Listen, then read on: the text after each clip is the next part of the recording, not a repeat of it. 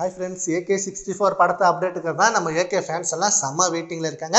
And இப்போ 2 days முன்னாடி GV Prakash அவர்கள் AK64 படத்துக்கு நான் தான் அப்படின்ற மாதிரி ஒரு அபிஷியலான வீடியோ போட்டாரு. அந்த வீடியோ குட் பேட் அக்லி படத்தோட கிளைமேக்ஸ் வீடியோ தான். அந்த ஒரு மாஸ் சீனை திடீர்னு சடனா பதிவு பண்ணியிருந்தாரு. இன்னும் சடனா ஜிவி பிரகாஷ் இதை பதிவு பண்றாரு அப்படின்னு நிறைய பேர் கன்ஃபியூஷன்ல இருந்தாலும் இப்போ ரீசெண்ட் டேஸ்ல AK64 படத்தோட டைரக்டர் யாரு, மியூசிக் டைரக்டர் யாரு, அண்ட் படம் எப்போ அனௌன்ஸ்மெண்ட் வரும் அப்படின்ற பேச்சு தான் செம்ம வைரலா போயிட்டு இருந்தது.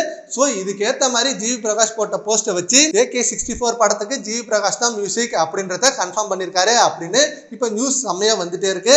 அண்ட் இந்த ஜூலை எண்டுக்குள்ள நம்மளுக்கு AK64 படத்தை பத்தின அனௌன்ஸ்மெண்ட் ரிலீஸ் ஆகிடும் அப்படின்னு நிறைய சினிமா ட்ராக்கர்ஸ் நியூஸ் சொல்லிட்டு இருக்காங்க.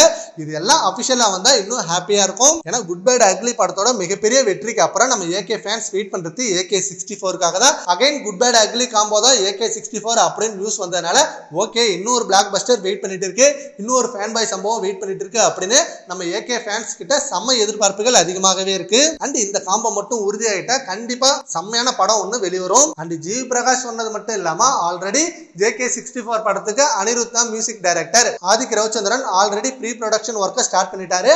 அண்ட் அனிருத் கிட்டையும் பேச்சுவார்த்தை நடத்திருக்காரு அப்படின்னு இந்த நியூஸ் வந்துட்டு இருந்தது. ஸோ அபிஷியல் நியூஸ் வர வரைக்கும் நம்ம வெயிட் பண்ணி தான் ஆகணும். அபிஷியல் நியூஸ் வந்தாதான் யார் மியூசிக் டைரக்டர் யார் டைரக்டர் அப்படின்னு செம்மையான மொமெண்ட் தெரியும். சரி, ஓகே ஃப்ரெண்ட்ஸ், ஜிவி பிரகாஷ் போட்ட போஸ்ட் பத்தி உங்க ஒப்பீனியனை நம்ம கான்வர்சேஷன் பண்ணுங்க. Thank you friends.